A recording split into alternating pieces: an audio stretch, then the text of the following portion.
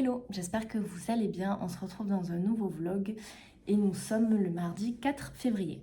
J'espère que vous avez passé une belle semaine et un bon week-end. J'anticipe parce qu'en fait, nous sommes que mardi, mais le vlog sortira le dimanche après-midi, donc la semaine sera déjà bouclée. Par ici, tout va bien, c'est toujours le même petit rythme de lecture, c'est toujours la même routine pour les études. Hier, j'ai pas pu vous prendre d'ailleurs parce que la journée est passée, mais à une vitesse, c'était incroyable.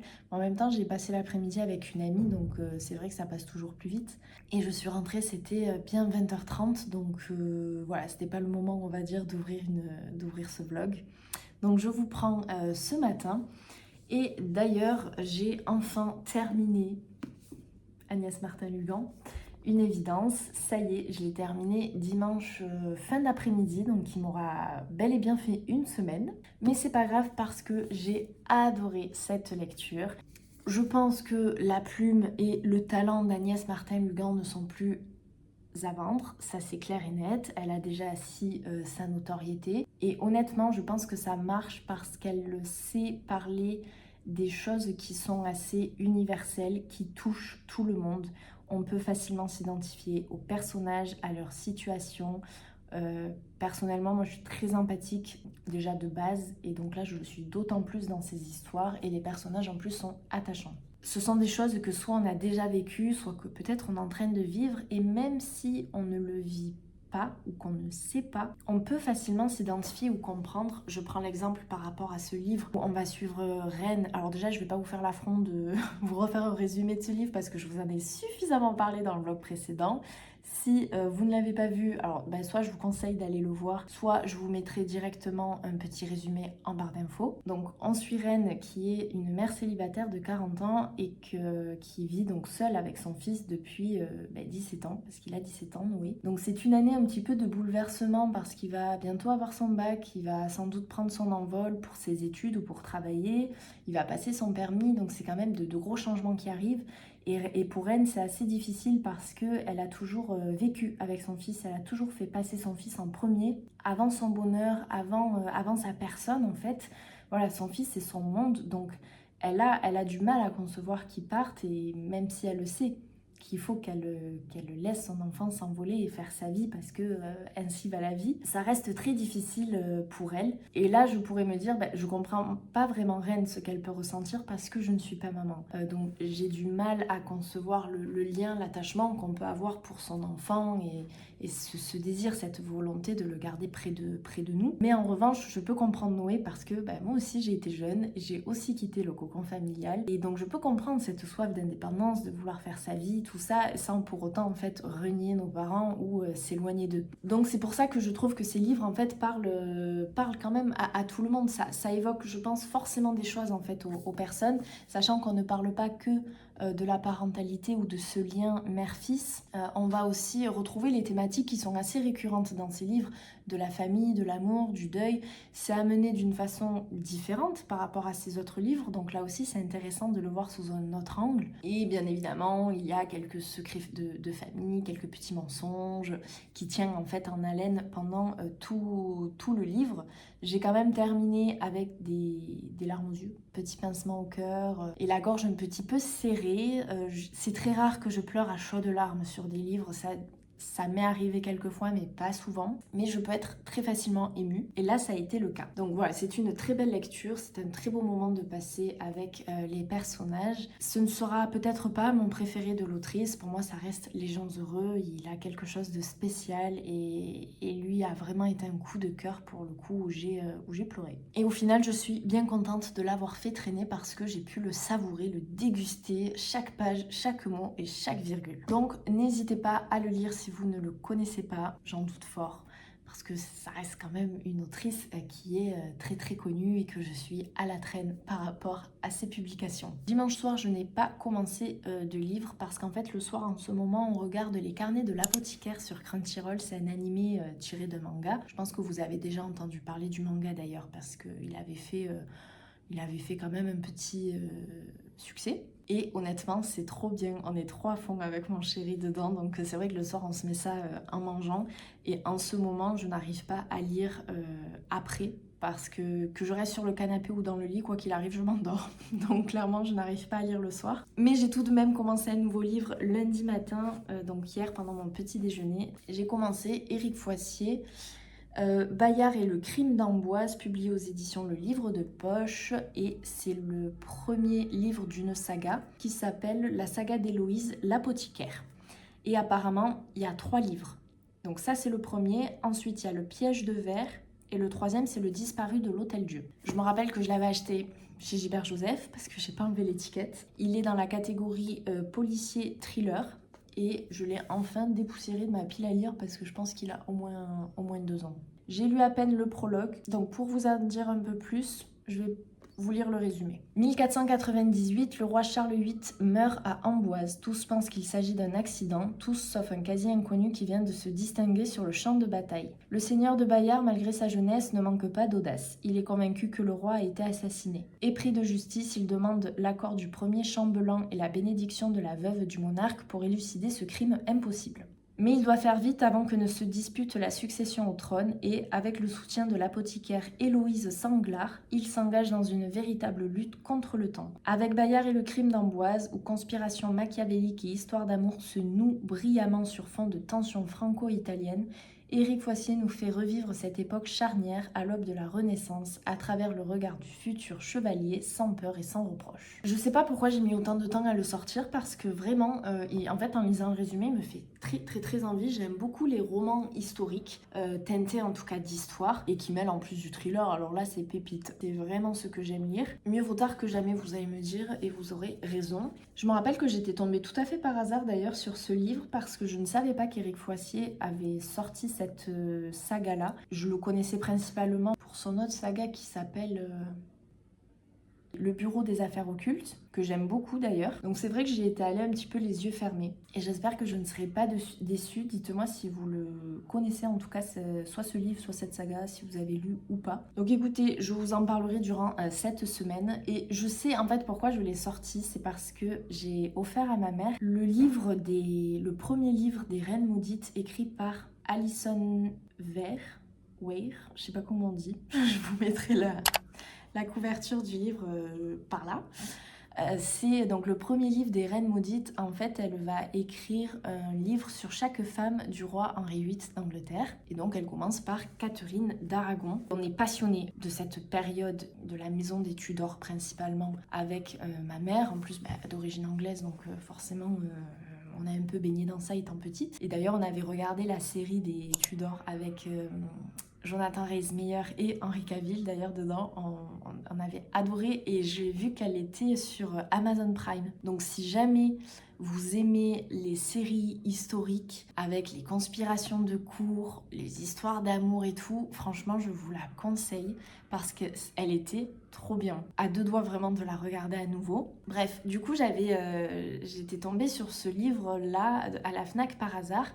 Et donc je lui avais offert à Noël et elle l'a terminé et franchement elle m'a dit qu'elle avait adoré. Donc là j'ai vu que le 2 est sorti, c'est sur Anne Boleyn, je pense que c'est la plus connue. Donc je lui achèterai aussi et on fera un petit switch. Voilà, elle va me le prêter pour que je le lise. Donc je pense que j'ai eu aussi envie de lire un petit roman historique et tout et dans ma pile à lire quand je regarde, j'en ai plus tant que ça. Faut que je refasse un petit stock. C'était vraiment le seul, je crois, que j'avais. D'ailleurs, dites-moi si vous connaissez cette nouvelle saga des Reines Maudites parce que je commence à en entendre un petit peu parler sur les réseaux, sur YouTube, tout ça. J'ai pas vu encore énormément de retours, c'est plutôt dans des book-hauls.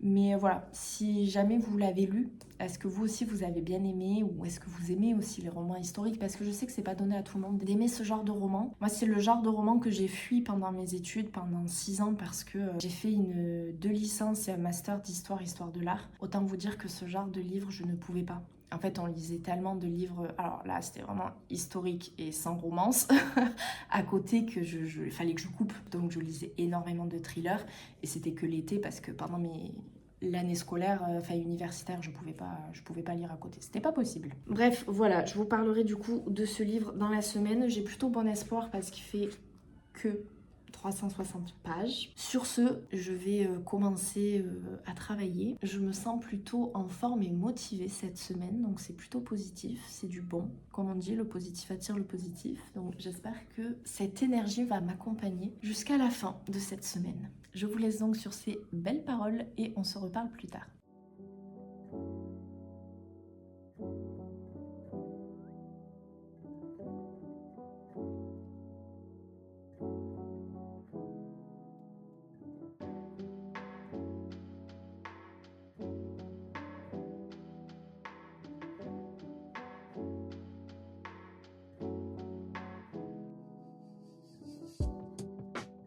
Nous sommes mercredi en début d'après-midi et je vous prends pour vous parler de ma lecture d'Éric Foissier, Bayard et le crime d'Amboise, que j'ai un tout petit peu avancé parce que j'ai lu les 100 premières pages. Pour le moment, j'aime bien. Les 100 premières pages reflètent vraiment le résumé que je vous ai lu hier, il me semble. Donc on va avoir le roi Charles VIII qui meurt du coup à Amboise dans sa demeure. Il fait une chute qui semble accidentelle au premier abord.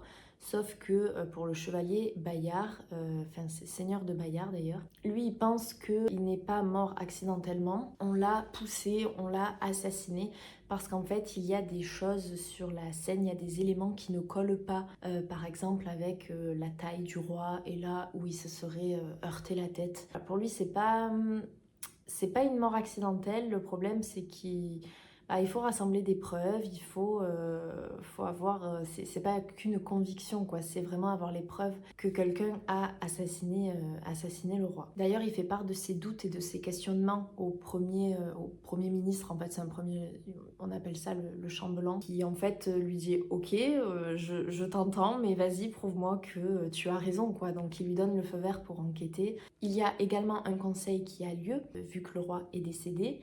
Donc autour de la table, il y a la famille proche du roi, de différentes lignées. Donc c'est des ducs, c'est des seigneurs, il y a un archevêché ou un évêque, quelqu'un de l'église pour sûr. Et il y a quand même aussi la reine qui est Anne de Bourgogne. Et la question est de savoir qui est-ce qui va prendre le pouvoir. Bien évidemment, ce n'est pas la première fois qu'un roi meurt, accidentellement ou pas d'ailleurs. Et à ce moment-là, c'était souvent sa femme, la reine, qui prenait la régence, donc qui gouvernait le pays en attendant que sa descendance, et surtout sa descendance garçon, ait 13 ans, la majorité pour être roi à l'époque. Sauf que dans le cas de Charles VIII, il n'a pas de descendance. Donc là, vous voyez un petit peu les complots politiques arriver parce que tout le monde veut devenir le roi. La loi quand même, parce qu'il y a la loi qui indique qu'en cas de non-descendance, c'est la personne la plus proche du roi, dans sa lignée directe, qui doit accéder au pouvoir. Mais pour le moment, on ne sait pas encore qui c'est. Est-ce que c'est quand même la reine qui va récupérer cette régence ou non en attendant que le nouveau roi soit élu? On n'en sait pas plus, mais on sent qu'ils sont prêts, que tout le monde est prêt en tout cas à se tirer dans les pattes pour accéder au trône. Et entre-temps, on fait également la connaissance d'Héloïse, Héloïse Sanglard, qui est donc apothicaire. C'est son père qui tient une boutique dans le centre d'Amboise, qui s'appelle la Vipère de la Couronne, quelque chose comme ça. La Vipère couronnée, voilà, c'est le nom de la boutique. On nous la décrit comme extrêmement belle, mais malheureusement, elle a un pied beau qui l'a fait un petit peu boiter. Alors elle a réussi à minimiser ce boitement, mais ça se voit quand même. Et donc il y en a beaucoup qui jugent déjà que c'est très dommage parce qu'en fait sinon elle avait tout d'une femme parfaite et qui disent en fait, vous savez, c'est un peu comme des malédictions ou parce qu'ils sont très croyants et donc ils disent qu'en gros ça reflète les péchés de son père, voilà, parce que du coup ça veut dire que c'est peut-être pas un homme bien ou qu'il a fait des choses dans sa vie qui ont fait que sa fille, par vengeance, a hérité d'un pied beau. C'est une jeune fille qui est éprise des sciences, son père l'a éduquée en fait autour de ça et donc elle prend la relève de son père, elle fait elle-même ses expériences et en fait elle s'en fout un peu des conventions, vous savez. On sent qu'elle est pas du tout intéressée par ça. Elle sait qu'elle est jolie, mais alors elle ne va absolument pas en profiter. Et elle déteste que l'on ait pitié d'elle. par rapport à son handicap. Elle se montre en tant que femme forte qui n'a absolument pas besoin d'aide ou d'empathie à son égard. Et vous vous doutez bien que Bayard et Héloïse vont se rencontrer. Alors pour le moment ils n'enquêtent pas encore ensemble, mais bon, comme c'est écrit dans le résumé, on sait qu'ils vont former un duo. Donc j'ai assez hâte quand même que leur histoire avance. Et d'ores et déjà on sait que dès leur première rencontre, Héloïse ne laisse pas Bayard indifférent. Alors que Bayard fait tourner les têtes aussi de beaucoup de jeunes filles. Donc voilà pour la lecture, pour le petit résumé. Franchement, c'est très chouette. Ça me fait énormément de bien de lire ce genre d'histoire, de livres. Je trouve ça vraiment chouette. J'espère pouvoir un petit peu l'avancer ce soir. Parce que hier à 21h30, je dormais. Je me suis en fait endormie sur le canapé. C'est mon chéri qui m'a réveillée, qui m'a dit bah, va au lit. Oui, je vais au lit. Oui, je vais aller au lit. Donc autant vous dire aussi que ce matin j'étais réveillée très tôt parce qu'alors j'ai fait le tour du cadran. Et je vais vous montrer également mes derniers achats de chez Easy Cash. J'ai pris 3 livres et je vais avoir besoin d'ailleurs de votre aide dans l'espace commentaire pour m'indiquer l'ordre chronologique d'une saga. Je ne sais pas dans quel sens les lire. Donc si vous les avez lus, n'hésitez pas à me le dire parce que vraiment je suis un peu perdue. J'ai essayé de regarder sur Booknote mais je comprends pas tout. Alors le premier, rien à voir, c'est un livre de Henry Lovenbroek, Les disparus de Blackmore, là que j'ai publié aux éditions XO. C'est mon premier Henry Lovenbroek. Voilà, j'en ai entendu parler plusieurs fois, je l'ai vu passer plusieurs fois aussi sur les réseaux, ou voir ses livres en librairie. Notamment, je crois qu'il avait fait une saga pendant la Révolution française, quelque chose comme ça. Et lui, je m'en rappelle lors de sa sortie, qui m'avait déjà attirée. Et là, je me suis dit, bah écoutez, c'est le bon moment. Il m'a coûté 8,99 €. Et ça va se passer en 1925 à Blackmore, donc c'est sur une île au large de Guernesey qui est coupée du monde. Et apparemment, il va y avoir des meurtres et des disparitions qui vont semer la terreur. Et on va suivre Lorraine Chapelle, qui est la première femme diplômée de l'Institut de criminologie de Paris, qui va être appelée en renfort par la police et qui va sans doute faire équipe avec Edward Pierce, un Britannique spécialisé dans les sciences occultes qui se présente comme détective de l'étrange. Alors qu'elle est décrite comme véritable cartésienne, donc c'est un duo que tout oppose, mais qui vont devoir travailler ensemble. Donc ils vont affronter les plus sombres secrets de l'île, les statues énigmatiques décimées, la rumeur d'un culte maléfique qui sévirait dans l'ombre et ce vent lancinant, le murmure des brumes qui ne cesse jamais. Ça a l'air trop bien. Clairement, je pense que ça va être ma prochaine lecture. Le confort du lit. Oula, je pense qu'il y a des énigmes. Trop bien. Je pense que ouais, ça va être ma prochaine lecture. Dites-moi si vous... Bon, je pense que vous connaissez l'auteur, mais si vous avez des livres à me conseiller aussi que vous avez bien aimé, notamment sa trilogie ou sa saga. Peut-être qu'ils en parlent, je sais pas. Enquête de Gabriel Joly, au cœur de la Révolution française. Oui, ça doit être ça sans doute. Mais enfin voilà, déjà ce livre-là, j'ai craqué, je l'ai vu, ni une ni deux. Je me suis dit, oh, toi, t'es pour moi. J'enlève l'étiquette en même temps parce que sinon je les enlève jamais. En plus, ça colle encore un peu. Bref, je nettoierai ça après. Et ensuite, c'est là que je fais appel à vos lumières parce que j'ai trouvé 2 livres d'Alexis Lepsker, tous deux publiés chez Michel Lafon.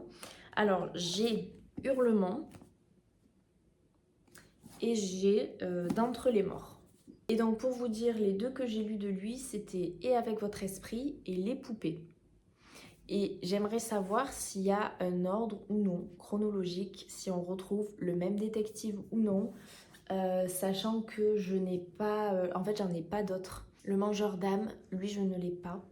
Et je crois qu'il fait suite aux poupées, il me semble. Je sais pas du tout. En fait, je suis totalement perdue. En tout cas, c'est les 2 livres que j'ai achetés. Le Hurlement m'a coûté 8,99 € et lui m'a coûté 9,99 € entre les morts. Il me semble que ça, c'est son avant-dernier.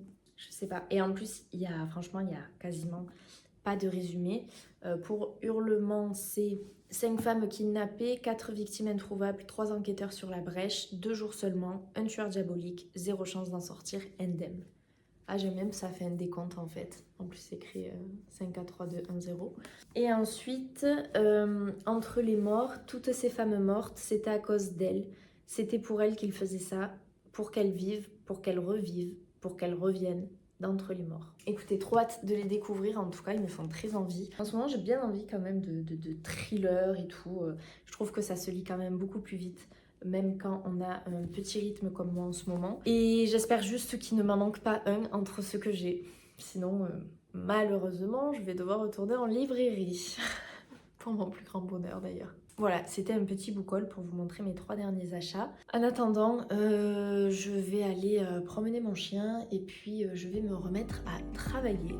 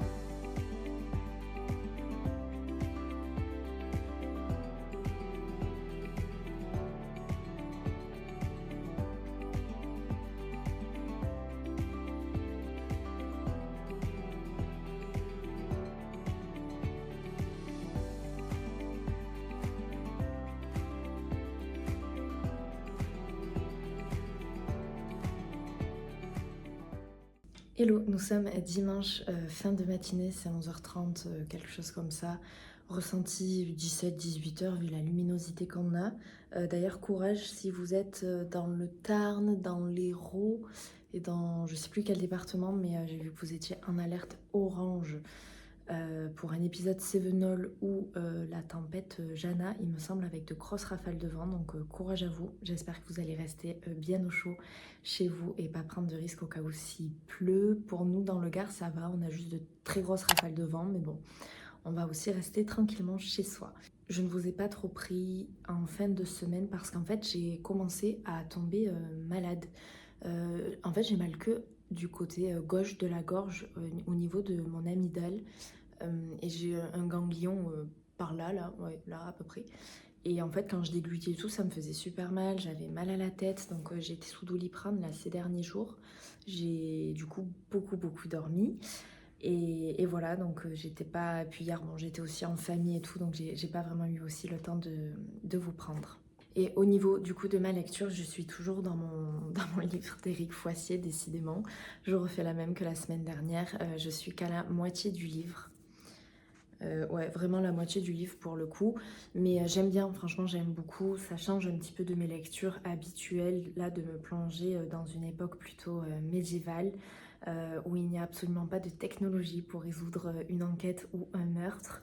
Donc, comme je vous le disais précédemment, le roi a été assassiné et en fait, Bayard, le chevalier Bayard, va avoir le feu vert de la part de la reine et du premier chambellan pour mener l'enquête. Et en fait, il faut faire vite dans ces circonstances parce que le premier conseil n'a rien donné suite à la mort du roi pour savoir qui prenait la régence, qui allait guider le royaume. Et du coup, là, le temps est compté. Bayard doit réussir à démasquer le coupable avant le deuxième conseil qui, lui, mettra en place la personne qui gouvernera le royaume, qui prendra le titre de régent ou de régente. Et à partir de là, la reine ne pourra absolument plus rien dire. Donc c'est pour ça que le temps lui est compté. Il mène sa petite enquête. Par contre, j'avoue que là, on est au milieu du livre et Héloïse, l'apothicaire, on la voit pas beaucoup. Il n'y a pas beaucoup de chapitres ou de scènes avec elle. Il y a dû en avoir peut-être 2 ou 3 en tout et pour tout. Alors là, je pense qu'on va commencer à un peu plus la voir apparaître dans l'histoire parce que, on va dire, son cabinet d'apothicaire est étroitement lié à ce qui s'est passé au royaume. Donc voilà, j'espère qu'elle va on va la mettre un peu plus en lumière parce que c'est quand même sa saga, c'est pas la saga de Bayard, il y a bien marqué saga d'Héloïse. Donc je sais pas, on verra, on verra, je verrai en continuant le livre. Là aujourd'hui j'ai quasiment rien de prévu donc je pense que je vais m'y mettre. Et honnêtement en fait une fois qu'on est dedans ça se lit très très bien, ça se lit très vite et c'est très prenant surtout. Alors c'est vrai qu'au début ça peut faire un peu peur parce qu'il y a il y a pas mal de personnages vous savez bah, qui gravitent autour du roi, connaître un petit peu les liens de parenté avec lui, s'il est cousin, puis il est duc, c'est un peu, au début on se dit waouh je vais pas y arriver et en fait vous inquiétez pas parce qu'il n'y a pas tant finalement de personnages que ça et à chaque fois ils sont quand même bien réintroduits. Donc ça permet de pas perdre le fil de l'histoire. Et ce que j'aime bien aussi c'est que du coup les dialogues sont construits un petit peu comme bah, comme le parler d'antan et je trouve ça chouette parce que du coup on est vraiment plongé en immersion dans cette époque médiévale et je trouve ça plutôt chouette sachant qu'il y a un glossaire à la fin du livre et il y a également des petites notes parfois en bas de page pour nous expliquer une définition, un mot, bref. Mais enfin voilà, c'est pas non plus, vous attendez pas à lire du vieux français, loin de là. Pour le moment, c'est une belle surprise et comme je vous dis, là, j'ai hâte de continuer. Je pense que je vais faire ça là en début d'après-midi, juste après manger et je vous en parlerai du coup la semaine prochaine. Encore une fois, désolée parce que c'est vrai que ben, je lis qu'un livre par semaine et encore, je sais pas si je vais terminer celui-ci à temps. Mais voilà, en ce moment j'ai un petit rythme, c'est comme ça, j'espère quand même que ça vous plaît, les vlogs sont assez courts, mais petit à petit ça va revenir, c'est vrai que là quand même j'ai mes examens qui approchent à grands pas, hein. C'est au début juin donc je suis un peu plus dans mes examens que dans la lecture et c'est normal et le rythme reviendra ensuite. Sinon, voilà, pas plus. J'espère en tout cas que vous avez passé une belle semaine et que vous passez un bon week-end. Je vais de ce pas m'atteler au montage de ce vlog. J'ai déjà un petit peu commencé. Je vais le terminer pour vous le poster à temps dans l'après-midi. Sur ce, je vous souhaite de passer à tous et à toutes une très bonne fin de week-end ou de semaine. Ça dépend quand vous le regardez. Et nous, on se retrouve la semaine prochaine dans un nouveau vlog.